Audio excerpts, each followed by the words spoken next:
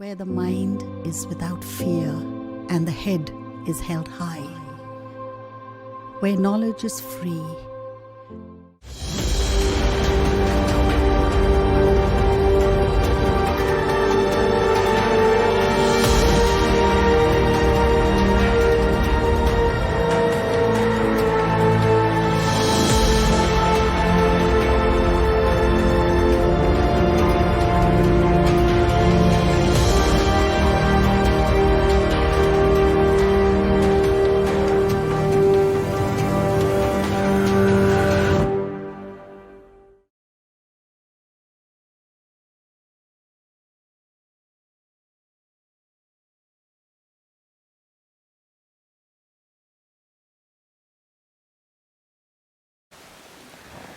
প্রিয় ছাত্রছাত্রীরা, আজকের আমি তমালি চ্যাটার্জি, মালদা চিন্তামণি চমৎকার উচ্চ বালিকা বিদ্যালয়ের পদার্থবিদ্যার শিক্ষিকা, তোমাদের ক্লাস 11-এর ভিসকোসিটি অর্থাৎ সান্দ্রতা বিষয়ে একটু কিছু পড়ানোর চেষ্টা করছি। কেমন? তো ভিসকোসিটি পড়ানোর আগে আমরা সাধারণ একটা মনে করা যাক একটা পাইপ, তার মধ্যে দিয়ে জল বয়ে যাচ্ছে। কেমন? তো সেই জলের না কতগুলো আমরা স্তর কল্পনা করলাম। ঠিক আছে, ধরো এইটা একটা স্তর কল্পনা করলাম, এখানটাতে আর একটা স্তর কল্পনা করলাম, তারপরে আর একটা স্তর, এই ধরনের কতগুলো স্তর আমরা ভেবে নিচ্ছি। এখন কি হচ্ছে, ধরো যে স্তরটা এই যে পাইপের গায়ে লেগে রয়েছে, হ্যাঁ, সেই স্তরটার ক্ষেত্রে কি হবে, সে তো প্রবাহিত হওয়ার চেষ্টা করছে, কিন্তু তোমরা জানো বিভিন্ন পদার্থের অণুর মধ্যে যে বলটা কাজ করে অ্যাডহেসিভ ফোর্স, হ্যাঁ, অর্থাৎ আসঞ্জন বল, সেই বলটা কি চেষ্টা করবে যে এই যে তরলের যে স্তরটা রয়েছে তার গতিকে বাধা দেওয়ার চেষ্টা করবে, কারণ এই আসঞ্জন বল দ্বারা এই স্তরটাকে টেনে রাখবার চেষ্টা করছে, আকর্ষণ করছে। কিন্তু এই স্তরটা আবার প্রবাহিত হওয়ার চেষ্টা করছে। সে কি করছে, এই স্তরকে সংশক্তি বল, কোহেসিভ ফোর্স, একই পদার্থের অণুর মধ্যে যে আকর্ষণ বল কাজ করে সেই কোহেসিভ ফোর্সের জন্য এই স্তরটা আবার এই স্তরকে টানছে সামনের দিকে।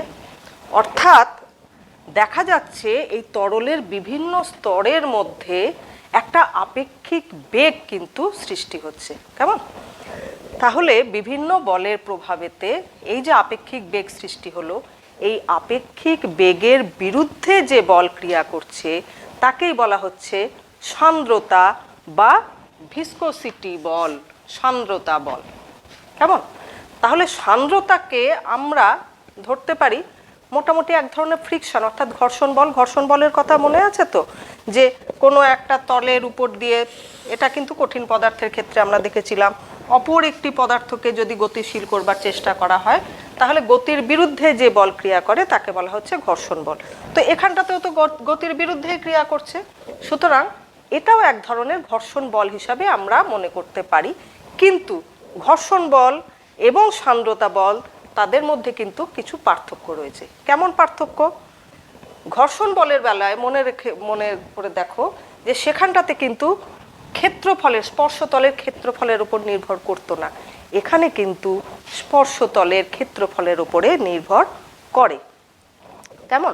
তো যদি কোনো তরল, তার যদি কোনো সান্দ্রতা না থাকে, অর্থাৎ গতির বিরুদ্ধে যদি কোনো বল ক্রিয়া না করে, তাহলে পরে তার যে ভেলোসিটি প্রোফাইল অর্থাৎ গতিবেগ যে পরিলেখ পাবো সেটা কীরকম হবে না, প্রত্যেকটা স্তরের গতিবেগ একই রকম থাকবে।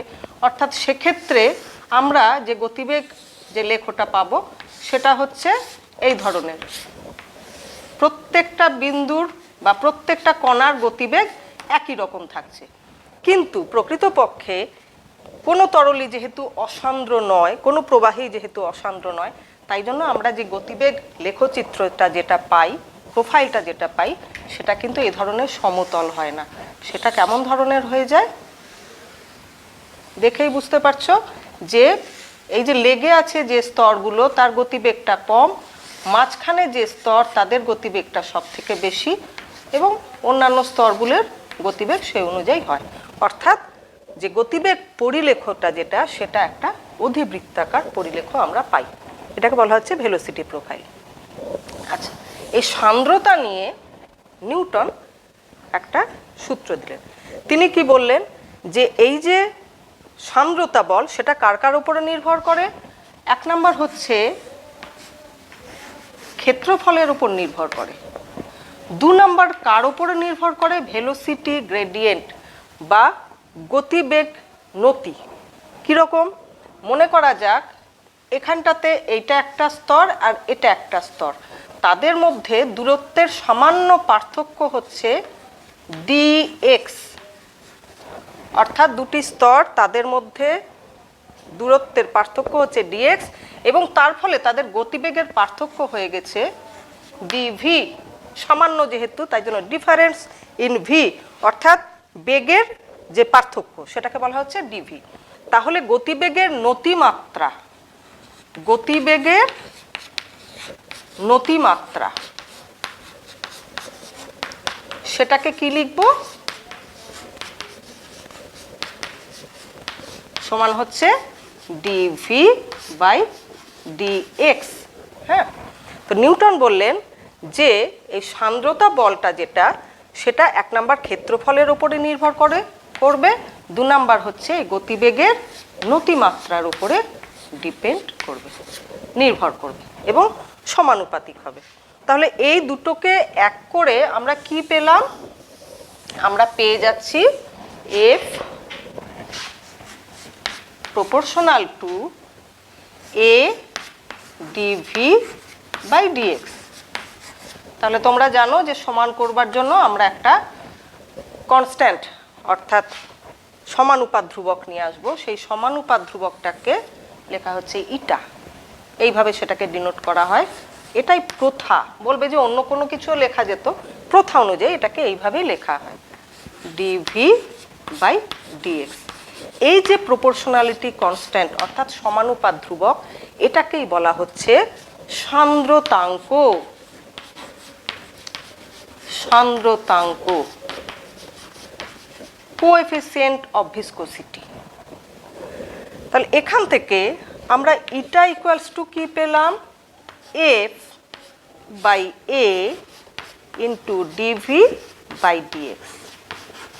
এটা আমরা একটা ম্যাথমেটিক্যাল এক্সপ্রেশনটা পেলাম, একটা গাণিতিক যে ফর্মুলাটা যেটা, সেটা একটা পেলাম। এখান থেকেই আমরা সান্দ্রতাঙ্কের একটা সংজ্ঞা দেব। কেমন? সেই সংজ্ঞাটা কেমন হবে দেখো, যদি A ইকুয়ালস টু 1 হয়, অর্থাৎ তরলের দুটি স্তর আমরা নিলাম যাদের ক্ষেত্রফল 1, তাদের গতিবেগের নতিমাত্রাটাও যদি 1 একক হয়, তাহলে পরে অর্থাৎ দুটি তরল তাদের একক ক্ষেত্রফলের তরলের দুটি স্তরের মধ্যে একক গতিবেগের নতিমাত্রা বজায় রাখতে যে বল কাজ করছে সেটাকেই আমরা বলবো সান্দ্রতাঙ্ক। আবার খেয়াল করে দেখো, একক ক্ষেত্রফলের প্রবাহীর দুটি স্তরের মধ্যে একক গতিবেগের নতিমাত্রা বজায় রাখার জন্য যে বল ক্রিয়া করে তাকে বলা হবে সান্দ্রতাঙ্ক। তাহলে সান্দ্রতাঙ্কের এবারে আমরা একক ঠিক করব। কেমন? এখানটাতে দেখো, এই যে dv বাই dx, এখান থেকে আমরা কি পাই? v এর dv হচ্ছে অ্যাকচুয়ালি দূরত্ব বাই সময়, তাই তো? সুতরাং এখান থেকে আমরা শুধু সময়টাকে পাবো। সুতরাং এটার যদি আমি সিজিএস পদ্ধতিতে করি তাহলে পরে কি হয়ে যাবে? এফ এর একক হচ্ছে ডাইন, কেমন? এফ এর একক হচ্ছে ডাইন, ক্ষেত্রফলের একক সেন্টিমিটার স্কোয়ার, আর ডিভি বাই ডিএক্স সেটা হচ্ছে 1/সেকেন্ড। তো সেটাকে আমরা কিভাবে লিখতে পারি? Dyne into centimetre by centimetre by into second by centimetre square. এইটাকে বলা হয় পয়েজ। এই এককটার নাম হচ্ছে পয়েজ।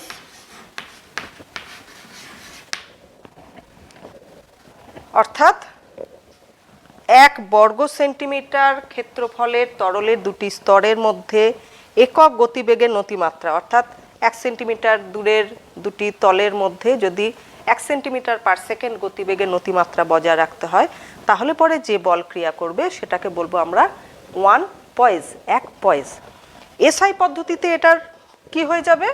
এসআই পদ্ধতিতে এটা হয়ে যাবে, ডাইনের জায়গায় বসাবো নিউটন, তাই তো, newton into second by metre square সমান, দেখো নিউটন বাই মিটার স্কোয়ার চাপের একক মনে পড়ছে? পাস্কাল, যেটাকে বলা হয় পাস্কাল সেকেন্ড। ঠিক আছে, তাহলে পরে আমরা দুটো পদ্ধতিতেই এই এককগুলোকে পেয়ে গেলাম। এখন আমরা মাত্রাটাকেও বার করে নিতে পারি। আবার আমরা ফর্মুলাটাকে লিখে নিই, তাহলে পরে আমরা চট করে মাত্রাটাকে বার করে নিতে পারবো। Eta equals to F A DV by DX, তাহলে ইটার মাত্রা সমান এফ এর মাত্রা কি হয়ে যায়? M L T to the power -2 by এর মাত্রা হচ্ছে এল স্কোয়ার ক্ষেত্রফল যেহেতু, আর ডিভি বাই ডিএক্স হয়ে যাচ্ছে এল টি টু দি পাওয়ার -1। সমস্তটা কাটাকাটি করে কি দাঁড়াবে? আমি একটু ছোট করে করি, M L to the power -1 T to the power -1। এটাই হলো সান্দ্রতাঙ্কের মাত্রা। কেমন? তাহলে এই পর্যন্ত আমরা সান্দ্রতাঙ্ক সম্পর্কে সামান্য কিছু জানলাম। একটা কথা মাথায় রাখতে হবে যে উষ্ণতা বাড়লে পরে তরলের সান্দ্রতাঙ্ক কিন্তু কমে যায়। হ্যাঁ, কিন্তু গ্যাসের ক্ষেত্রে উষ্ণতা বাড়লে পরে আবার সান্দ্রতাঙ্কও বেড়ে যায়, যে কারণে সান্দ্রতাঙ্কের যখনই কখনো উল্লেখ করতে হয় তখনই সঙ্গে তাপমাত্রারও উল্লেখ করতে হয়। এবারে আমরা এই ভিসকোসিটি সম্পর্কিতই দুটো সংজ্ঞাতে আসব। একটা হচ্ছে শান্ত প্রবাহ আর একটা হলো অশান্ত প্রবাহ। শান্ত প্রবাহ ব্যাপারটা কীরকম? মনে করা যাক প্রবাহীর মধ্যে দিয়ে, কোনো একটা পাইপের মধ্যে দিয়ে একটা তরল আমি ধরে নিলাম, অ্যাকচুয়ালি প্রবাহী সব ধরনেরই, তরল বা গ্যাসীয় হতে পারে।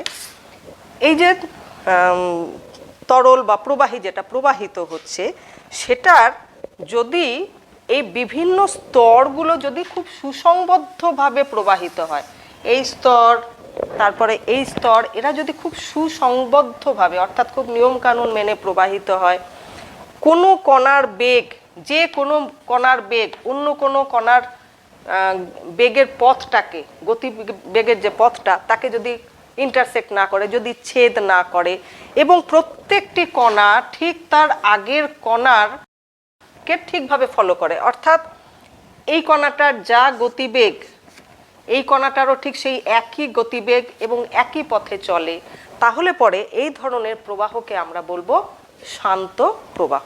তাহলে পরে কি বললাম? যে স্তরগুলো সুসংবদ্ধভাবে প্রবাহিত হবে। তারপরে কি বললাম? যে কোনো কণার গতিপথ অন্য কণার গতিপথকে ছেদ করবে না, এবং যে কোনো কণা ঠিক তার আগের কণার গতিপথটাকে অনুসরণ করবে। এই ধরনের প্রবাহকে বলা হয় শান্ত প্রবাহ, এবং সেটা যদি ফলো না করে, এটাগুলো যারা মানবে না তাদেরকে বলে, সেই যে প্রবাহটাকে সেটাকে বলা হচ্ছে অশান্ত প্রবাহ। এখন দেখা যায় যে কোনো তরল একটা বা প্রবাহী একটা নির্দিষ্ট গতিবেগ পেরোলে পরেই কি হয়ে যায়? শান্ত থেকে অশান্ত প্রবাহ হয়ে যায়। তাহলে সেই নির্দিষ্ট গতিবেগটাকে বলা হয় সংকট বেগ বা ক্রিটিক্যাল ভেলোসিটি। কেমন? এবারে আমরা এই ক্রিটিক্যাল ভেলোসিটি ব্যাপারটাকে নিয়ে একটুখানি বলবো। কেমন? আচ্ছা, ক্রিটিক্যাল ভেলোসিটিটা কি? এইটাকে নিয়ে রেনল্ডসের একটা সূত্র রয়েছে। সেই সূত্র অনুযায়ী VC critical velocity equals to K eta by rho R. আমি একটু ছোট করে আলাদা করে ডিসক্রাইব করলাম না। ভিসি হচ্ছে ক্রিটিক্যাল ভেলোসিটি বা সংকট বেগ, যে বেগের ঊর্ধ্বে গেলে পরে প্রবাহী শান্ত থেকে অশান্ত প্রবাহ হয়ে যায়। কেটাকে বলা হয় রেনল্ডস নাম্বার। কে হলো রেনল্ডস নাম্বার।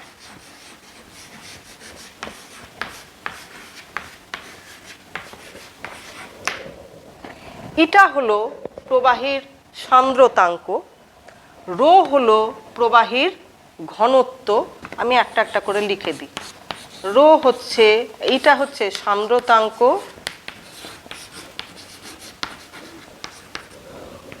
রো হলো ঘনত্ব, এবং আর হলো যে পাইপের মধ্যে দিয়ে, যে নলের মধ্যে দিয়ে প্রবাহিত হচ্ছে তার ব্যাসার্ধ। ঠিক আছে?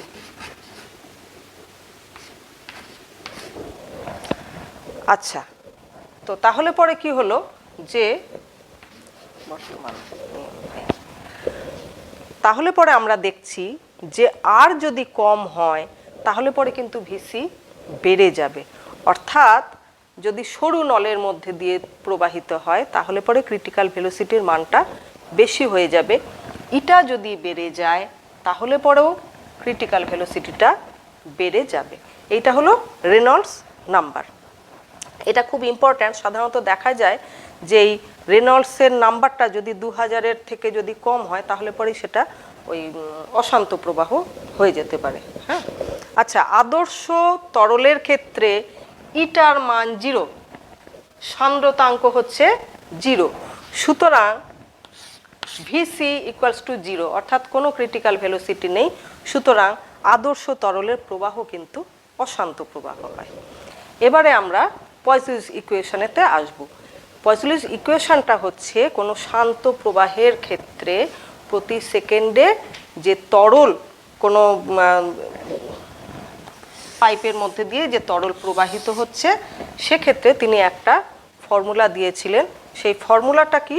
সেটা হচ্ছে V equals to pi P R to the power 4/8 eta L. কেমন? তাহলে পরে এটা হচ্ছে শান্ত প্রবাহের ক্ষেত্রে প্রতি সেকেন্ডে প্রবাহিত তরলের আয়তন। পিটা কি? পিটা হলো এই যে পাইপটা রয়েছে, এই পাইপের দুটো প্রান্তের মধ্যে যে চাপের পার্থক্য। আর হলো এই পাইপটার ব্যাসার্ধ।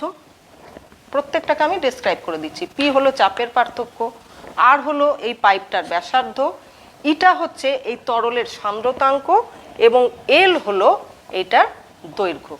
এই যে ফর্মুলাটা, এটাকে বলা হচ্ছে পয়সলিস ইকুয়েশন। ঠিক আছে? এরপরে আমরা আসবো স্টোকস লতে। আচ্ছা, এবারে আমি আসছি স্টোকস লতে। স্টোকস লটা বোঝার জন্য আগে মনে করা যাক যে একটা লম্বা আমি পাত্র নিয়েছি, এর মধ্যে একটা তরল রয়েছে যার সান্দ্রতাঙ্ক হচ্ছে ইটা এবং ঘনত্ব হলো সিগমা। আমি এটার মধ্যে একটা বল ফেললাম, গোলক ফেললাম। সেই গোলকের ব্যাসার্ধ হলো আর, গোলকের ব্যাসার্ধ হলো আর, এবং গোলকটার ঘনত্ব হচ্ছে রো। কেমন? এখন এই গোলকের ওপরে কি কি বল কাজ করবে? 1 নাম্বার হচ্ছে এর নিজের ওজন mg নিচের দিকে কাজ করছে, আর উপরের দিকে কোন বল কাজ করছে? প্লবতা বল কাজ করছে Fb, সঙ্গে ভিসকাস বা সান্দ্রতা বলটা কাজ করছে। তাহলে এই বলগুলোর ক্রিয়া কি হবে? এটা প্রথমটাতে নিচের দিকে নামতে শুরু করলো, যেমন গতিবেগ বেড়ে যাচ্ছে সান্দ্রতা বলও তেমন বেড়ে যাচ্ছে, কারণ আমরা জানি সান্দ্রতা বল আপেক্ষিক বেগের বিরুদ্ধে কাজ করে। তখন কি হয়ে যাবে? একটা সময় এটার গতিবেগটা না সান্দ্রতা বল, প্লবতা বল এগুলোর কারণটাতে কমতে কমতে এটার উপরে যে লব্ধি বলটা সেটা শূন্য হয়ে যাবে। লব্ধি বল যখন শূন্য হয়ে গেল তখন এটা কি হবে? ইউনিফর্ম ভেলোসিটি নিয়ে এটা নিচের দিকে নামতে থাকবে, সেটাকে বলা হচ্ছে টার্মিনাল ভেলোসিটি। তো স্টোকস লতে বলা হয়েছে এই টার্মিনাল ভেলোসিটির মানটা কত না 6 পাই ইটা আর ভি, এই ভিটা হচ্ছে টার্মিনাল ভেলোসিটি। তাহলে এইবারে এটার মানটাকে আমরা দেখি। এই 6 π r ইটা ভি, ভিটাকে টার্মিনাল ভেলোসিটি, সেটাকে মনে রেখে equals to mg minus FB, FB হচ্ছে বয়ান্ট ফোর্স, প্লবতা বল, ইকুয়ালস টু এই যে গোলকটা রয়েছে এর আয়তন কত, 4/3 π r কিউব, এটার আয়তন, ঘনত্ব কত, রো, সুতরাং এর ভর হয়ে গেল 4/3 π r কিউব ইন্টু রো, তার সঙ্গে জি গুণ করে দিলাম, অর্থাৎ ওজন, যেটার কারণে এটা নিচের দিকে নামছে। প্লবতা বল কত হয়ে যাবে না, এ যতটা তরল অপসারিত করে তার ওজনের সমান। তো কতটা তরল অপসারিত করবে, নিজের ওজন আয়তনের সমান, অর্থাৎ 4/3 π r কিউব, এইটা হচ্ছে অপসারিত তরলের আয়তন, অপসারিত তরলের ভর, অপসারিত তরলের ওজন পেয়ে গেলাম আমরা, equals to 4/3 π r cube rho minus sigma into G. এইটুকুটা বোঝা গেছে নিশ্চয়ই। তাহলে এখান থেকে আমি এটাকে একটু মিটিয়ে দিচ্ছি, এখান থেকে আমরা ভি এর ভ্যালুটাকে বার করি। ভি এর ভ্যালু কি হয়ে গেল দেখো, 4/3 π r cube rho minus sigma into G by 6 π eta আর ভিটাকে তো আমরা বার করছি। এবারে একটা একটা করে মেটাই, পাই পাই চলে গেল, আর কিউব হয়ে গেল আর স্কোয়ার, তাহলে থাকলো কে, এখানটাতে আমরা পেয়ে গেলাম 2, এখানটাতে 3, তাহলে 2/9 R square rho minus sigma into G by eta, এইটা হচ্ছে টার্মিনাল ভেলোসিটি। তাহলে টার্মিনাল ভেলোসিটিটা দেখো, যে গোলকটা পড়ছে তার ব্যাসার্ধের বর্গের সমানুপাতিক, খুব ইম্পর্ট্যান্ট এই কথাটা। টার্মিনাল ভেলোসিটি বা প্রান্তিক বেগ যেটা, সেটা যে গোলকটি পড়ছে তার ব্যাসার্ধের বর্গের সমানুপাতিক। 2 নাম্বার হচ্ছে তার নিজের ঘনত্ব এবং যে মাধ্যমের মধ্যে দিয়ে পড়ছে তার ঘনত্বের যে পার্থক্য তার সঙ্গে সমানুপাতিক, সঙ্গে জি তো থাকছেই, এবং ইটা অর্থাৎ সান্দ্রতাঙ্কের ব্যস্তানুপাতিক। এই সূত্রটার গুরুত্বটা কোথায়, এখান থেকে আমরা একটা খুব ভাইটাল জিনিস ব্যাখ্যা করতে পারি। দেখো যে যদি আর এর মানটা খুব ছোট হয়, যদি খুব ছোট ছোট, যে বৃষ্টি যখন পড়ে না তখন খুব ছোট যে বৃষ্টির ফোঁটাগুলো, সেগুলো মাটি পর্যন্ত পড়তেই পারে না, তারা মেঘের মতো ভেসে বেড়ায়। কেন বলো তো, তাদের আর যেটা খুব ছোট বৃষ্টির কণা, মানে আরটা খুব ছোট, তার আবার স্কোয়ার, তার ফলে কি হয়ে যাচ্ছে, তাদের টার্মিনাল ভেলোসিটিটা খুব কম হয়ে যাচ্ছে। হ্যাঁ, তো কম হয়ে যাওয়ার ফলে তার উপরে তারা জলের কণা, অর্থাৎ তাদের যে নিজস্ব ঘনত্ব এবং এটার ঘনত্বের পার্থক্যটা কম থেকে যাচ্ছে, যার ফলেতে সেই ছোট ছোট জলের কণাগুলো মাটি পর্যন্ত পড়তেই পারে না, তারা মেঘের আকারেতে ঘুরে বেড়াচ্ছে। কিন্তু যখনই বৃষ্টির জলের ফোঁটাগুলো বড় হয় তখন আর বড় হয়ে যায়, তখন একটা টার্মিনাল ভেলোসিটি বা প্রান্তিক বেগ তারা পেয়ে যায়। 2 নাম্বার হচ্ছে যে আমরা দেখি যে জলের তলা থেকে গ্যাসীয় বুদবুদ নিচে থেকে উপরের দিকে ওঠে, কিন্তু কেন হচ্ছে না, তাদের নিজের যে ঘনত্ব অর্থাৎ রো যেটা, ঠিক আছে, সেটা কিন্তু কম, আর জল বা তরল যেটার মধ্যে দিয়ে তারা উপরে উঠছে সেটা বেশি, অর্থাৎ এই টার্মটা নেগেটিভ হয়ে যাচ্ছে। বুঝতে পারছো তো, এটা ছোট এটা বড়, সুতরাং এই টার্মটা নেগেটিভ হয়ে যাচ্ছে, অর্থাৎ এই যে প্রান্তিক বেগটা সেটা কিন্তু উপরের দিকে হয়ে যাচ্ছে। এই কারণেতে বায়ু বুদবুদ সবসময় তরলের নিচে থেকে উপরের দিকে উঠে আসছে। কেমন? আচ্ছা, উষ্ণতা বাড়ালে আমি আগেই বলেছি তরলের সান্দ্রতা কমে যায়, কিন্তু গ্যাসের ক্ষেত্রে সান্দ্রতা উষ্ণতা বাড়ানোর সঙ্গে সঙ্গে বেড়ে যায়, চাপ বাড়ালে পরে আবার তরলের সান্দ্রতা বেড়ে যায়। কেমন? আচ্ছা, এরপরে হচ্ছে equation of continuity. Equation of কন্টিনিউটিতে কি বলা হয়েছে? মনে করা যাক আমি একটা পাইপ নিয়েছি, এই ধরনের একটা পাইপ নিলাম।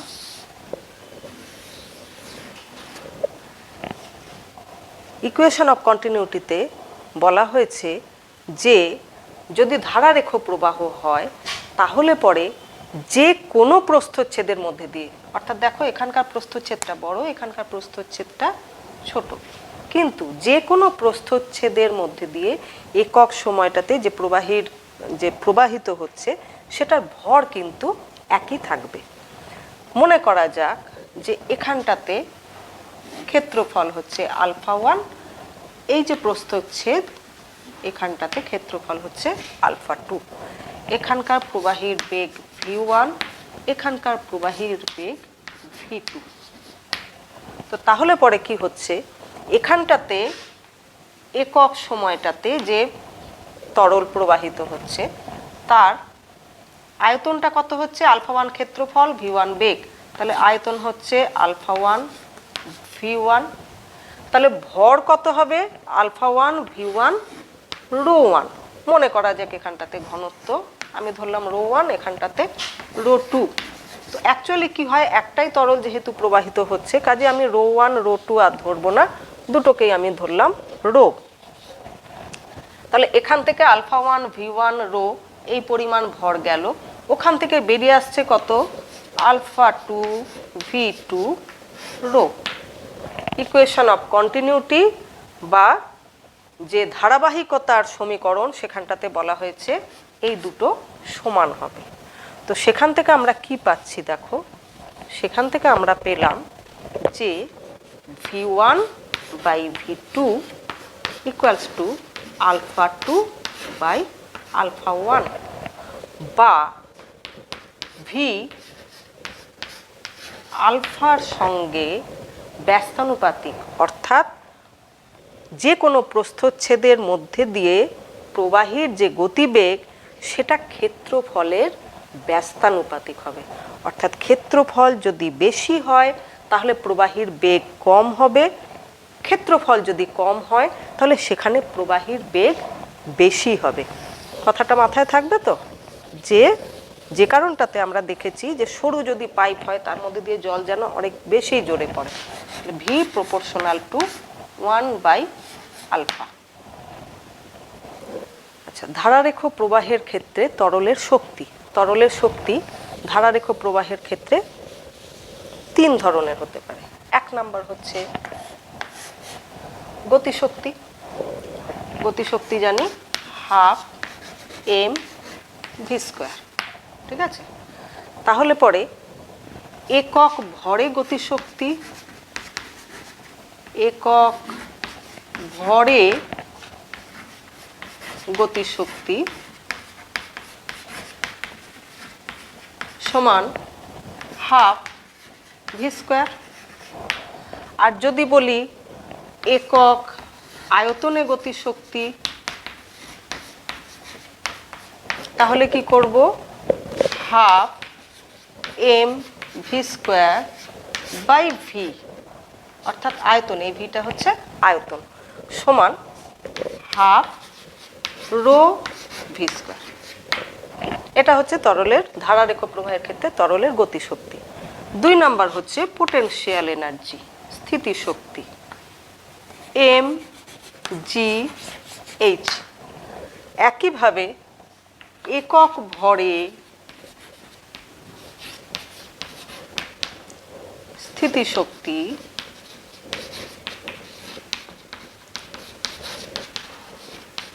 সমান সমান gh, আর একক আয়তনে স্থিতিশক্তি সমান mgh বাই ভি ρgh। আর একটা শক্তি কাজ করবে, সেটা কি শক্তি? সেটা হলো চাপের কারণে শক্তি। সেটাকে একটু ব্যাখ্যা করে দিচ্ছি আমি। মনে করা যাক আমি একটা পাত্র নিয়েছি,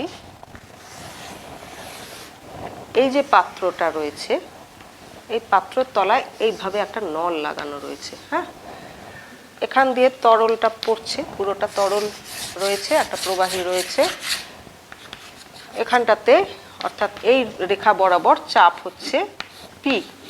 কেমন? এই যে নলটা রয়েছে এর ক্ষেত্রফল আলফা, এর ক্ষেত্রফলটা হচ্ছে আলফা। এখানে একটা পিস্টন লাগানো রয়েছে। তো কি হয়ে যাচ্ছে, এই পিস্টনের সাহায্যে আমি চাপ প্রয়োগ করে এখানটাতে আমি পিস্টনটাকে এক্স দূরত্ব সরালাম। তাহলে কতটা আয়তনের তরল এখানটাতে সংনমিত হলো, অর্থাৎ এইভাবে পাঠানো হলো, সেটা হচ্ছে আলফা ইন্টু এক্স। ঠিক আছে, এইটা হয়ে যাচ্ছে আলফা ইন্টু এক্স। আচ্ছা, আর এখানটাতে চাপ রয়েছে কত না পি। কেমন? তাহলে পরে চাপ যদি পি হয় এবং সেই চাপের বিরুদ্ধে এখানটাতে তাকে যদি চাপ হচ্ছে পি আর ক্ষেত্রফলটা হচ্ছে আলফা, তাহলে বল কত হলো আলফা পি, আর সরণ ঘটানো হয়েছে কত এক্স। সুতরাং শক্তি কতটা হলো, চাপের কারণে শক্তি সমান আলফা পি ইন্টু এক্স। কেমন? তাহলে একক আয়তনে আমরা আগেই দেখলাম যে আয়তনটা হচ্ছে আলফা এক্স, তাহলে একক আয়তনে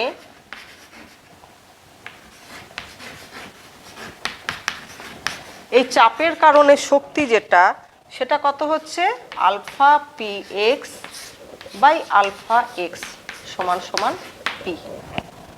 সুতরাং আমরা দেখে নিলাম যে তিন ধরনের কিন্তু শক্তি এখানটাতে কাজ করছে। এরপরে বার্নৌলির উপপাদ্যতে বলা হয়েছে যে এই তিন ধরনের শক্তি কিন্তু ধারারেখ প্রবাহের ক্ষেত্রে যে কোনো প্রস্থচ্ছেদে, কেমন, কোনো যখনই তরল প্রবাহিত হচ্ছে তখন যে কোনো প্রস্থচ্ছেদে এই যে তিন ধরনের শক্তি তাদের সমষ্টিটা ধ্রুবক। অর্থাৎ আমরা এই যে দেখলাম একক আয়তনেতে গতিশক্তি পেলাম আমরা half rho V square plus স্থিতিশক্তি পেলাম রো জি এইচ। ঠিক আছে, প্লাস এই চাপের কারণে শক্তি পেলাম পি। এই তিনটে মিলিয়ে ধ্রুবক হয়।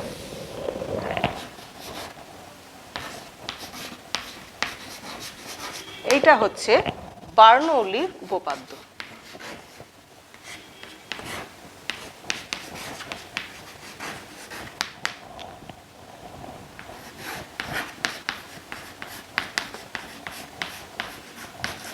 এই যে উপপাদ্যটা, এটাকে বিভিন্ন ফর্মে লেখা যায়। এটাকে আমরা কিভাবে লিখলাম না, একক আয়তনের জন্য এটাকে আমরা লিখলাম একক আয়তনে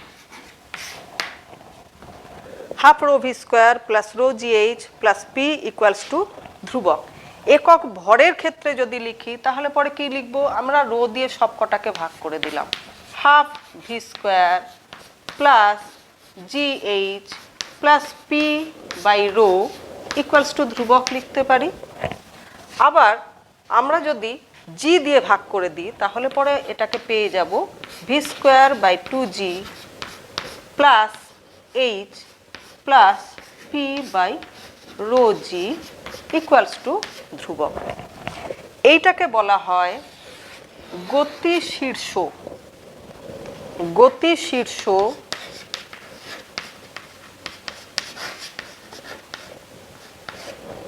এইটাকে বলা হচ্ছে উচ্চতা শীর্ষ। এটা আসছে কিন্তু আমাদের পোটেনশিয়াল এনার্জি থেকে, উচ্চতা শীর্ষ। এবং এই টার্মটাকে বলা হচ্ছে চাপ শীর্ষ। তাহলে বার্নৌলির যে উপপাদ্যটা সেটাকে আমরা বিভিন্নভাবে বলতে পারি। কেমন?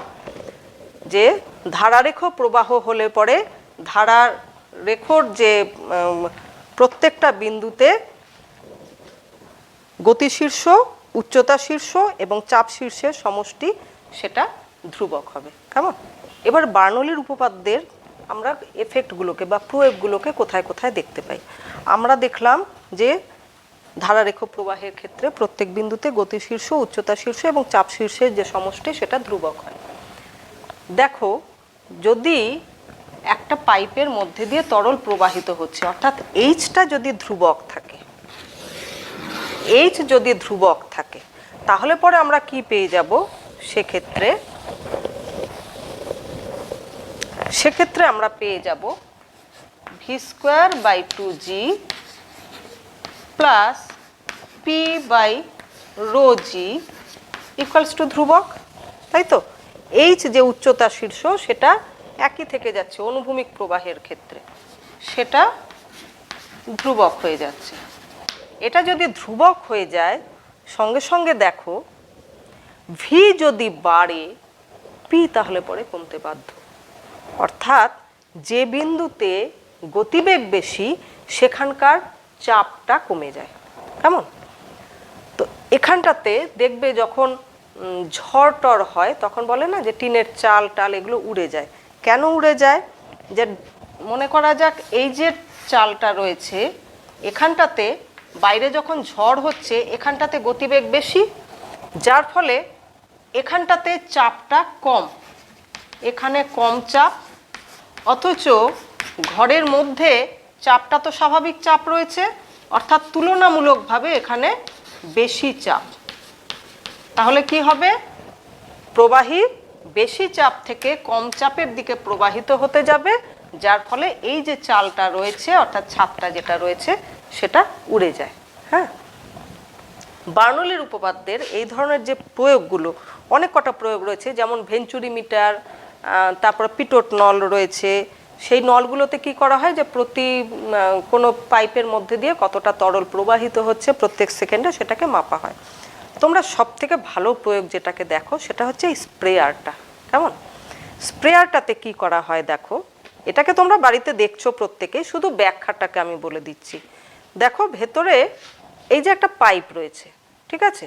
এই পাইপটা কি করা হয়, ভেতরে এই যে লিকুইড যেটাকে ভরা থাকবে তার মধ্যে এটাকে ঢোকানো থাকছে। হ্যাঁ, এখন কি হচ্ছে যে সব জায়গাতে বাতাসের চাপটা সমানই রয়েছে।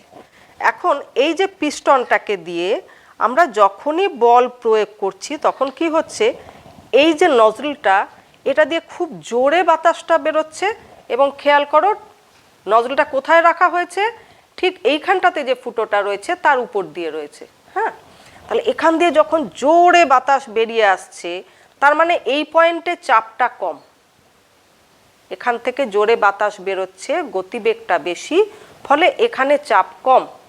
আর এখানটাতে এটার ভেতরে যে তরল পদার্থটা রয়েছে তার চাপটা বেশি, বাতাসের চাপেতেই সে রয়েছে। সুতরাং কি হবে, এই চাপ বেশি থেকে চাপ কমের দিকটাতে সেই তরলটা ওই পাইপের মধ্যে দিয়ে উঠে আসবে। উঠে আসবার সঙ্গে সঙ্গে কি হবে, এখান থেকে যে আমি যেহেতু বাতাসটা দিচ্ছি তাহলে সেই যে তরলটা তুলে আসলো সেটা চতুর্দিকে ছড়িয়ে পড়বে। এইভাবে স্প্রেয়ারেতে আমরা বার্নৌলির উপপাদ্যের ব্যবহারিক প্রয়োগ দেখতে পাই। আর কোথায় দেখতে পাই জানো তো? প্লেন যে তৈরি হয়, প্লেনের যে ডানা সেগুলোর বিশেষত্ব রয়েছে, একদম সাধারণভাবে ওটা তৈরি হয় না। প্লেনের যে ডানা সেটার সামনের দিকটা হয় মোটা, পেছন দিকটা হয় সরু। তাছাড়া কি করা হয়, প্লেনের ডানার দিকটাতে না পাখির আকারের মতো উপরের দিকটা এইভাবে ঢেউ খেলানো একটা গোল আকার একটা করা হয়, আর তলার দিকটা থাকে ফ্ল্যাট। এর ফলে কি হয়ে যাচ্ছে যে তলার দিকটাতে উপরের দিকটাতে চাপটা মানে বেগ যেহেতু বেশি হচ্ছে, বাতাসটা আসছে এসে ধাক্কাটা খাচ্ছে, যার ফলে উপরে বাতাসের বেগ বেশি, ফলে চাপটা কম। আর নিচে ফ্ল্যাট রয়েছে, এখানটাতে চাপটা বেশি। তার ফলে কি হয় যে প্লেনটা যেটা সেটা উপরের দিকে ভেসে থাকতে সাহায্য করে। তাহলে আজকের তোমাদেরকে আমি সান্দ্রতা এবং তার বিভিন্ন যে দিকগুলো সেগুলোকে নিয়ে পড়ানোর চেষ্টা করলাম। আশা করি তোমরা বুঝতে পেরেছো। তারপরে তো এগুলোকে নিয়ে তোমাদেরকে অনেকটা পড়তে হবে এবং অনেক অঙ্কটা করতে হবে, তবে ব্যাপারটা তোমাদের ধাতস্থ হবে। আজকের মতো এখানেই থাক। সকলে ভালো থেকো, সুস্থ থেকো। শেষ করছি।